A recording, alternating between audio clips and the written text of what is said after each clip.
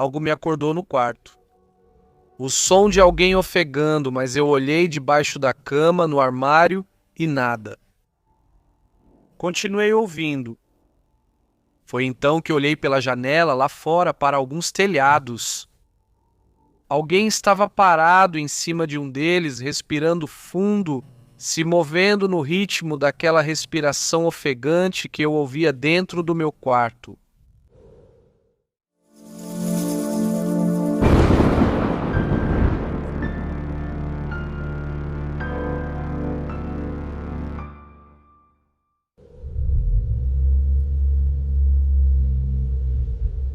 Não vou falar muito sobre esse episódio, comunidade, só digo que vale a pena ouvir do começo ao fim. Cada uma das histórias de hoje pode ser das mais assustadoras que já contamos. E não sou só eu que digo isso. Espero a opinião de vocês quando terminarem, se conseguirem. Tenham muito cuidado. Você já está ouvindo Relatos de la Noche.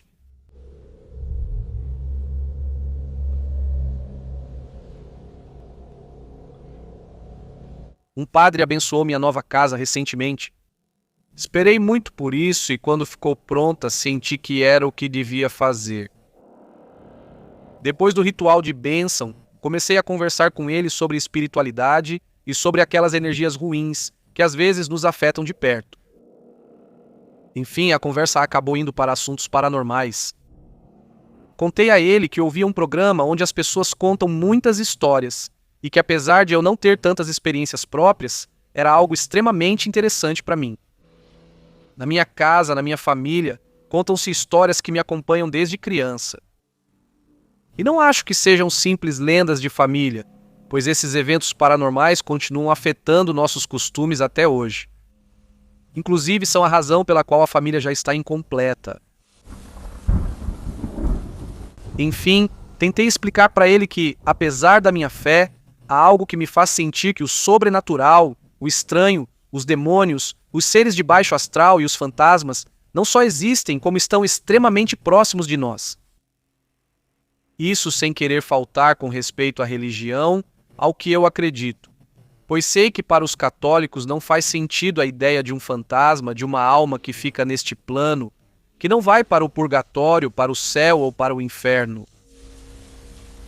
O padre me disse que não era tão absurdo assim, que a existência de fantasmas é algo que se discute na igreja, e que alguns como ele sabiam muito bem que tudo isso é muito, muito real. Ele ficou em silêncio, como se fosse uma unidade. E naquele momento, talvez seja errado dizer isso, mas eu fiquei emocionado. Eu sentia que uma história estava prestes a acontecer, e eu não estava errado. O quê? Ele me disse que até outros padres com muita experiência acreditam em fantasmas, não só em demônios. Na possibilidade de nos comunicarmos com essas pessoas que já se foram, que se discute o lugar delas no mundo. Ele disse que eu não precisava me preocupar com isso. O que realmente precisava ser levado com de verdade, com muita seriedade, é que quase sempre que achamos que estamos tendo contato com um espírito, na verdade estamos sendo contactados por um demônio. Talvez poderoso, talvez de nível muito baixo, mas demônios no fim das contas. Então ele me contou algo que um padre viveu já em seus últimos anos de atividade na catedral desta capital. Um padre de quase 80 anos que, depois de um período afastado de suas tarefas por doença, teve a oportunidade de voltar aos poucos e entrou no confessionário para atender quem quisesse se confessar. Era uma tarde de semana e a igreja estava quase vazia. Alguém entrou. Boa tarde, padre. Como você está? Uma voz muito estranha perguntou do outro lado do confessionário.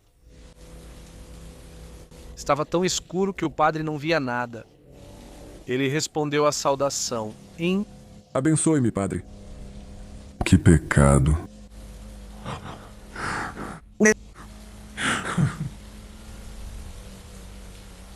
A voz soou mais estranha, como se houvesse várias pessoas do outro lado do confessionário. E você sabe que vamos te ver no inferno. Que oração você fez para o Deus errado, seu animal maldito? O padre se assustou e, irritado, saiu do confessionário. Não havia ninguém do outro lado. Já não havia ninguém na igreja, exceto uma pessoa perto da saída. Era uma freira, mas parecia estar vestida toda de preto e não dava para ver seu rosto, como se também estivesse coberta. Ela era alta e estava parada muito ereta, quase desafiadora. E depois de olhar diretamente para o padre, saiu caminhando para longe, bem devagar. O padre, com sua bengala, caminhou o mais rápido que pôde para chegar até a porta, mas não viu ninguém. Apenas o céu negro. Apenas a tempestade que se aproximava. O padre velho compartilhou essa aparição com vários dos padres que ajudavam na catedral para que ficassem atentos. Também com o pessoal, disse que tinha que ser algo muito ruim. Algo verdadeiramente demoníaco para entrar na igreja. Para usar as palavras do Senhor para zombar deles. E achava que continuaria por perto. Então eles souberam que vários tinham experimentado coisas muito estranhas naquela tarde. Mas o mais estranho, o pior, foi o que aconteceu com o sacristão. Naquela noite, quando estava prestes a fechar tudo, ele ouviu uma voz que vinha de um daqueles corredores estreitos e escuros que levam para o fundo da catedral, para os níveis subterrâneos reservados aos religiosos, que não são abertos ao público. Por aqui. Ele viu uma sombra na parede. A sombra de alguém que caminhava na esquina com uma vela na mão. Isso não era uma visão tão incomum, pois todos ali costumavam andar desse jeito para iluminar o caminho. Mas, curioso para ver de quem se tratava, quis alcançá-lo. Ao virar para aquele corredor, a sombra já tinha se afastado. Seja lá o que a projetasse, continuava. Virava a esquina e não deixava ver nada além de sua sombra na parede. Mas o sacristão continuou. Começou a trotar agora, temendo que fosse um intruso, alguém que não deveria estar ali. Dava voltas e mais voltas, e essa pessoa parecia ir cada vez mais rápido, sempre deixando que ele visse apenas sua sombra, até a última volta. Ao dobrar um corredor, o sacristão viu a sombra parada diante dele. Na outra extremidade do corredor, o que quer que estivesse na esquina já havia parado. Estava esperando por ele. Olhava diretamente para a frente e tinha duas pequenas protuberâncias saindo da testa. Eu podia vê-los perfeitamente definidos na silhueta, naquela sombra clara. Chifres. O sacristão se virou e se afastou daquilo. Ele percorreu todos os corredores, todas as curvas completamente escuras, pois não tinha levado sua vela, e finalmente voltou ao altar. Ele não falou nada porque achava que devia contar na confissão, mas ao saber da visão do sacerdote, naquela tarde mais cedo, ele soube que podia ter confiança para contar, que não iam achá-lo louco, que podiam confiar nele. Acabou o nosso café. O padre que abençoou minha casa havia terminado seu relato e se despediu. Ele precisava ir. Pedi para continuarmos a conversa outro dia. É que, comunidade. Não sei vocês, mas fiquei fascinado com essa perspectiva. E eu gostaria de saber quais foram os encontros que fariam com que um pai realmente acreditasse em fantasmas. Nos ouvimos então muito em breve, se assim quiserem.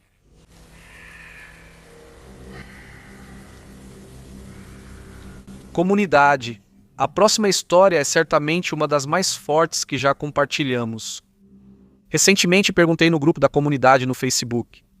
Vou deixar o link na descrição porque lá também tem piratas.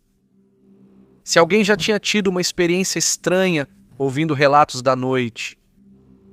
Uma amiga do Facebook me procurou em particular e disse que algo muito forte tinha acontecido com a irmã dela. Quis compartilhar isso anonimamente comigo. E esta é a história que me enviou. Por favor, não se deixem influenciar. Mas por via das dúvidas, vou fazer um alerta. Porque não quero que ninguém fique nervosa ou desconfortável após ouvir o que direi. Então, se você está grávida, não ouça a próxima história. E eu sempre digo para vocês não se sugestionarem. E até mesmo a protagonista desse relato aponta que o que aconteceu provavelmente foi uma coincidência. Mas mesmo assim, como eu digo, não quero que vocês fiquem com um sentimento estranho. Vamos falar de coisas muito delicadas. Vamos falar sobre perdas. Então, vamos para a próxima história. Para aqueles que decidirem ouvir. Olá, Uriel. Olá, comunidade do RDLM. Vou omitir meu nome. Só vou dizer que sou da cidade de Querétaro. Várias vezes, depois que ouço relatos, algo acontece que de alguma forma tem relação com a história que ouvi. Não costumo me sugestionar ou sentir medo. Simplesmente é curiosa a coincidência. Por exemplo, depois de ouvir o relato de Ada Negra, que aliás eu gosto muito. Quando ela quase dormiu com minha parceira, vimos pela janela, atrás da cortina, a silhueta de um homem, grande, como se estivesse vestido de preto, flutuando, por um momento como se estivesse ali. Concordamos que ambos vimos a mesma coisa. E bom, assim várias experiências parecidas. Mas sem dúvida, a mais forte foi a seguinte. Em janeiro do ano passado estava grávida. Tinha pouco tempo, apenas 2 meses. Quando trabalho, gosto de ouvir relatos de La Notte porque me ajudam a concentrar. E naquele dia, numa quinta-feira, ouvi uma história que tinha uma indicação muito específica no começo. Não ouçam se estiverem grávidas. E vocês já vão entender por quê. Omitirei o nome do relato pelo ocorrido. Se vocês são fãs, sabem de qual falo. Honestamente, não dei muita importância. Vários relatos têm advertências parecidas no começo. Só continuei ouvindo. O relato era sobre uma garota que brincou com a Ouija e depois a amiga dela perdeu o bebê. E ao ouvir isso, tive uma sensação estranha. Mesmo trabalhando, desta vez prestei atenção especial. Senti algo diferente. Eu senti a história. Quando terminou, me deixou com um vazio no estômago, com uma sensação de medo profundo. Não dei importância e continuei ouvindo mais histórias. Naquela tarde ouvi outro. Minha irmã me indicou para uma seita. Em um minuto específico, o narrador diz meu nome. Fiquei com medo, mas novamente tentei não dar importância. O último momento em que senti algo errado foi enquanto ouvia outro relato. E o áudio começou a falhar, repetindo a mesma parte várias e várias vezes. Tirei os fones de ouvido e deixei para lá. No final do dia cheguei em casa, quis vestir um pijama específico. Um roupão preto, mas eu não conseguia encontrar. Então lembrei que, há quase 1 ano, a gente tinha brincado de Ouija na minha casa e que cobrimos ela com esse roupão. Como a gente não soube como fechar corretamente, lemos que deveria ser coberta com um pano preto.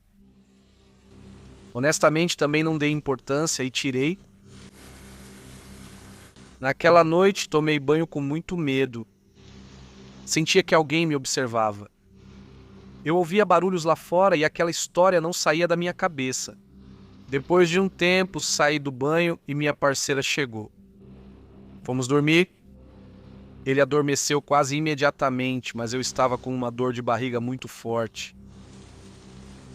Levantei para fazer um chá e me sentei no sofá da sala olhando pela janela. Enquanto a água esquentava, tomei o chá e voltei a dormir. Meu parceiro acordou assustado, mas não contou o motivo. E dormimos. 2 dias depois, ele me contou o seguinte. Vou compartilhar nas próprias palavras dele. No dia em que você foi fazer o chá, algo aconteceu e não te contei. Sonhei que eu estava sozinho sentado no sofá da entrada, com o bebê nos meus braços. Eu alimentava e segurava ele olhando pela janela. De repente, uma sombra preta surgiu ao meu lado tentando tirá-lo de mim. E disse que aquele menino já era dele, que ele pertencia a ele. Depois ele me ofereceu outra coisa. Ele disse que se eu não quisesse entregar o bebê, que eu entregasse você. E que o bebê ficaria bem. Obviamente falei que não daria nada para ele. Que o único que pode exigir uma vida é Deus. Em nome de Deus, exigi que ele saísse e nos deixasse em paz. Ele saiu pela porta e, ao fechá-la, eu acordei. Percebi que você não estava na cama e me assustei. Obrigado. Eu com unidade.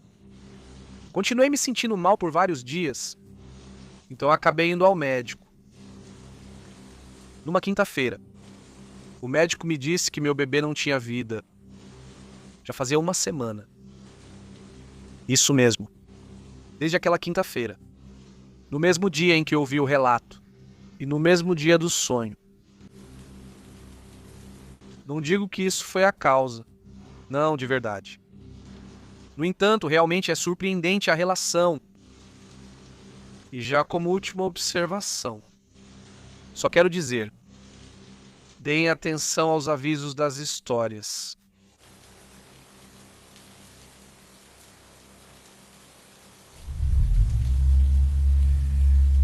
Comunidade. Acho que agora vocês entendem porque eu estava tão preocupado em compartilhar essa história. Já enviei isso para ele pela irmã, novamente para a protagonista desta história. Quero mandar um forte abraço para ela. Tomara que vocês possam deixar uma mensagem para ela nos comentários. Bom, peço de novo que não se sugestionem. E que fiquem bem. Que fiquem tranquilos, tranquilas. Que ouçam o resto do episódio com calma. E claro, como sempre digo, se algum dia precisarem do carinho da comunidade, o abraço, a companhia, sempre vamos ler vocês nos comentários, mas também entrem no grupo do Facebook que temos. Acreditem, não é como nenhum outro grupo que vocês conheçam. Somos uma família, de verdade. Continuamos com mais histórias. Esta noite.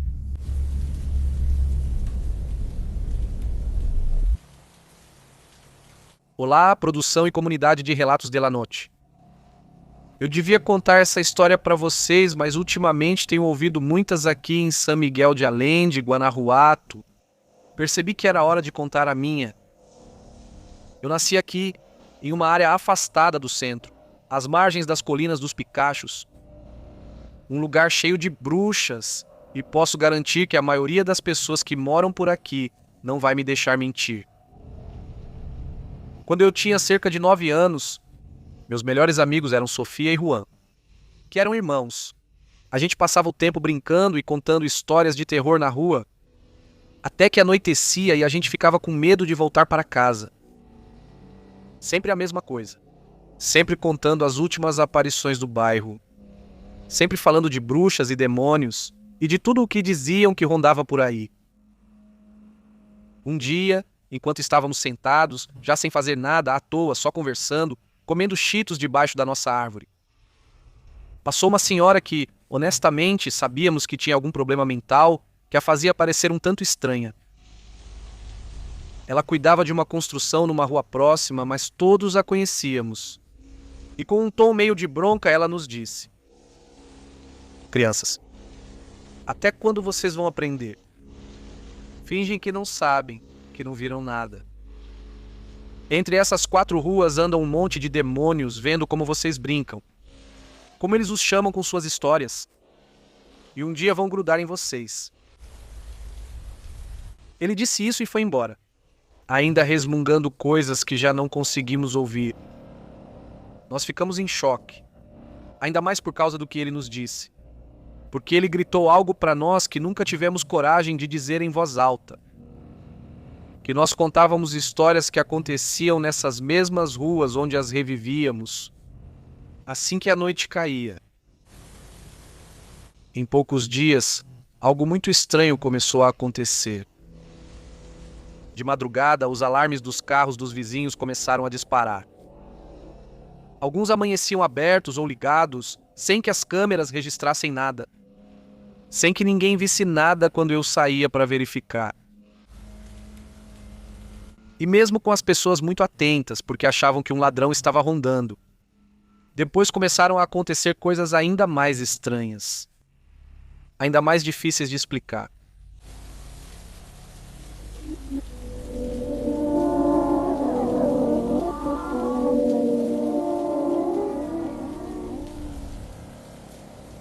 Numa madrugada de sábado, do nada, começaram a se ouvir dezenas de crianças pequenas brincando, gritando e cantando na rua.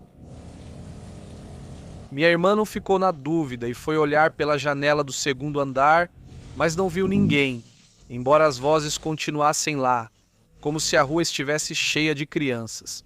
Eu abri a porta e ouvi algo ainda mais assustador: muitas crianças cantando em coro junto com uma pessoa mais velha. Os sons pareciam se mover. Primeiro estavam na frente da minha casa, depois caminhavam todos juntos por uma rua atrás, iam mais longe e depois voltavam e se ouviam mais perto. E isso aconteceu várias outras vezes, mas só nas noites de sábado. Além disso, uma vizinha nos contou que um dia, enquanto limpava o chão da cozinha, viu que na entrada apareciam uns pés de criança descalços, muito sujos. Ela achou que era um dos filhos e gritou por estar descalço, mas ele não respondeu. Quando se levantou, ouviu ele correndo e saiu para procurá-lo, mas então viu seus filhos voltando da loja para casa pela rua. Claramente, aquilo que ela viu não era nenhum deles, porque nenhum estava em casa. Mas o que vem a seguir, comunidade, é algo que continua. Acho que nós trouxemos isso para a colônia. Um dia, minha irmã e eu buscamos Sofia e Juan para caminhar fora do bairro. Tudo ao redor era morro, e naquela época era bonito para caminhar, além de que havia vários lugares emocionantes. Por isso, no caminho, Juan disse: "Ei, e se a gente for procurar duendes na Casa do Balanço?" Achamos a ideia emocionante. Sempre buscávamos aventuras assim. Pode parecer estranho para muita gente, mas tenho certeza de que, nesta comunidade, muitos fizeram o mesmo quando eram crianças. Então fomos para lá. No começo estávamos brincando e fazendo piadas, mas à medida que avançávamos, algo foi mudando. Paramos de conversar. E fomos ficando em silêncio, até meio tensos, e eu sentia como quando você está com febre e sente muito calor. Um calor que não está ao redor, mas sim dentro de você. Chegamos à casa famosa que todos na vizinhança temiam por suas histórias. Mas, em vez de irmos pela entrada principal, desviamos para a parte de trás por um canal onde corria água limpa. Havia areia bem fofa, e começamos a pular sobre ela, até que, sem dizer nada, como por instinto, viramos para olhar para o portão da casa. À distância. Atrás dele dava para ver uma pessoa alta, mais alta que o portão, muito, muito magra, mas não sei bem como descrevê-la. Não era uma sombra, porque dava para ver o volume, mas ao mesmo tempo era muito preta, totalmente, completamente. Nesse momento, todos nós corremos de volta pelo caminho por onde tínhamos chegado. Todos nós vimos ao mesmo tempo. Todos nós nos assustamos da mesma forma horrível. Meus amigos eram de outra religião, mas mesmo assim lembro que eles iam acompanhando o meu Pai Nosso. E não paramos até chegar à colônia. Paramos algumas ruas dali. Paramos por um momento. Paramos, respiramos. Nós nos olhamos uns aos outros, as caras de medo, e começamos a rir. Era engraçado se víssemos em retrospectiva. Finalmente tínhamos conseguido o que queríamos, ver um fantasma, mas alguém olhou para trás. No caminho por onde tínhamos chegado, da escuridão, vinha correndo aquela figura enorme, muito rápido, diretamente em nossa direção. Voltamos a correr até a casa, e de tanto medo, meus amigos pediram até para fazermos o sinal da cruz neles. Que eu pedisse à minha mãe que desse a bênção a eles, como fazia conosco. Para ela não contamos o motivo. Tudo isso ficou como um segredo, porque nenhum dos nossos pais sabia que tínhamos ido tão longe. Fomos procurar algo e chamamos.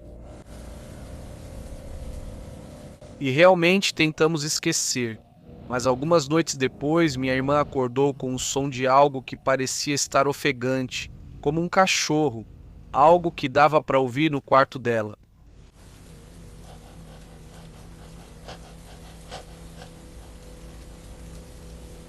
Ela se levantou, procurou por toda parte, não tinha nada. Mas então ela viu algo pela janela, ao longe, no telhado de uma casa vizinha.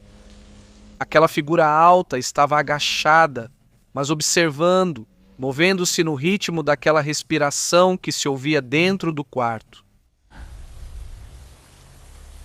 Naquela mesma noite, nossa amiga também viu alguém espiando pela sua janela. O que estivesse perto da nossa casa também ia até a dela. Desde então, quase não saímos mais para brincar por medo. Acabamos contando para minha mãe, que acabou contando para todo o bairro. Por isso, uma vizinha contou que algo semelhante ocorreu com seu filho, que ele também foi ver a casa dos 3 duendes para tentar entrar. Ela disse que o único que restava era abençoar a casa, o quintal, voltar a abençoar a rua inteira. Qualquer lugar onde aquela coisa tivesse sido vista, incluindo a casa dos vizinhos, onde foi vista no telhado. E foi assim. Não sei que explicação deram ao padre, mas foi assim. E isso acalmou tudo com o tempo, até que aquela coisa voltou para aquela casa, suponho, e parou de aparecer por aqui. Existem muitas entidades que não entendemos, convivendo conosco, nos ouvindo, atentos aos nossos menores erros. Tenham cuidado com o que desafiam, comunidade. Obrigado por ler e, se chegar a sair, muito obrigado por dar voz a essa história.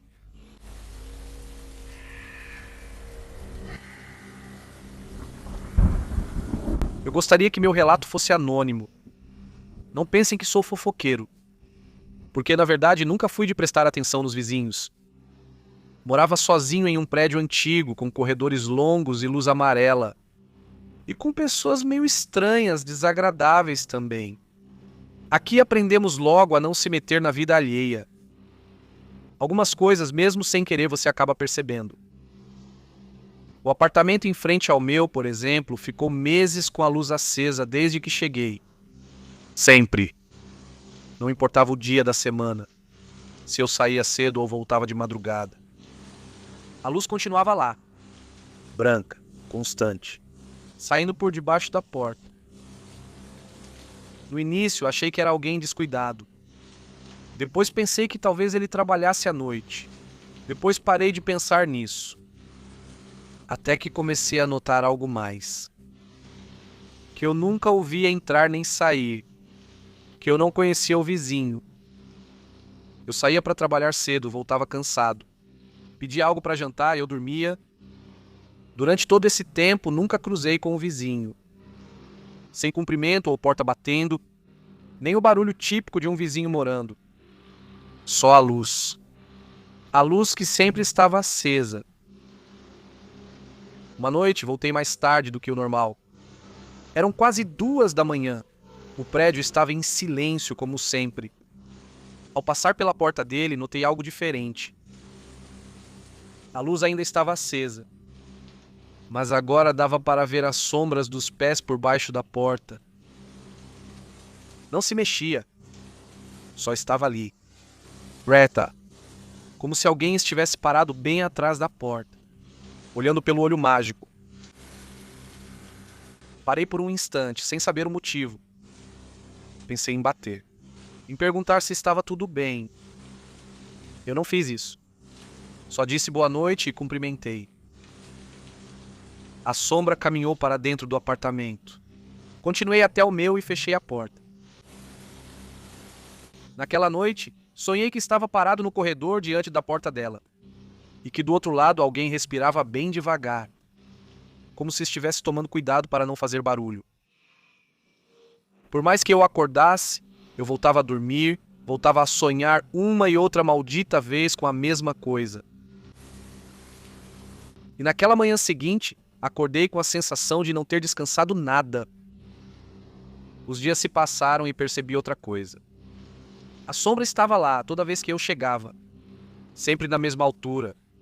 Sempre no mesmo ponto. Como se ela sempre esperasse minha chegada. Uma tarde encontrei a senhora do andar de baixo, que morava bem embaixo do apartamento em frente ao meu. Uma senhora idosa, daquelas que varrem sempre, mesmo com o corredor limpo. Perguntei como quem não quer nada sobre o vizinho da frente. Qual vizinho? Ela me disse. Apontei para cima, para ela entender que eu estava falando daquele que morava bem em cima dela. O senhor dali, aquele que nunca apaga a luz. Ela silenciou por alguns segundos. Ela baixou o olhar para a vassoura e depois me disse: "Ah, não mora ninguém lá faz meses." Pensei que ela estava brincando. Claro que sim. Eu disse a ela. Ela já está lá há semanas. Ela balançou a cabeça em sinal de negação. Não, filho. Esse apartamento está vazio faz tempo. Sei muito bem disso. Eu ouvia todos os passos por causa do teto fino daqui.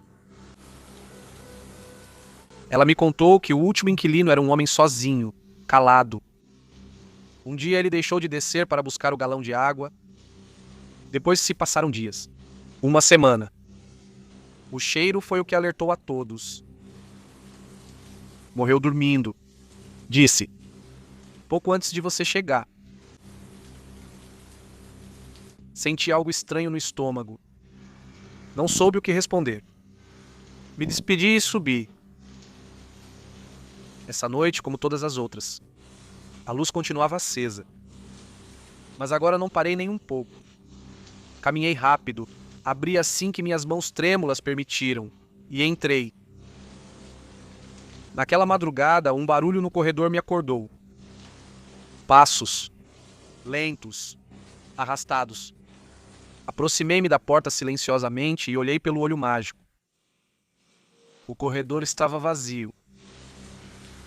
A luz do apartamento da frente ainda estava acesa, mas a sombra já não estava na parede. Senti alívio. Até que ouvi algo mais. Um som suave, quase imperceptível, do outro lado da minha porta, como se alguém estivesse parado ali, muito perto. Respirando. Não abri e não perguntei quem era. Fiquei parado com o coração acelerado até que o som foi embora. Na manhã seguinte, a luz do apartamento da frente estava apagada pela primeira vez desde que me mudei para lá. Nesse mesmo dia, desci para falar com o administrador. Contei tudo para ele, esperando que risse, que me dissesse que havia uma explicação muito simples, mas ele não fez isso. Ele só me disse que naquela noite, na mesma hora em que ouvi os passos, as câmeras do prédio todas se apagaram durante 3 minutos. E nada mais. Me mudei assim que meu contrato acabou, e a verdade é que tento não pensar mais naquele lugar, naquela luz, na sombra de alguém parado em frente àquela porta. Desejo boa sorte para quem mora lá agora. Espero que não tenham pesadelos.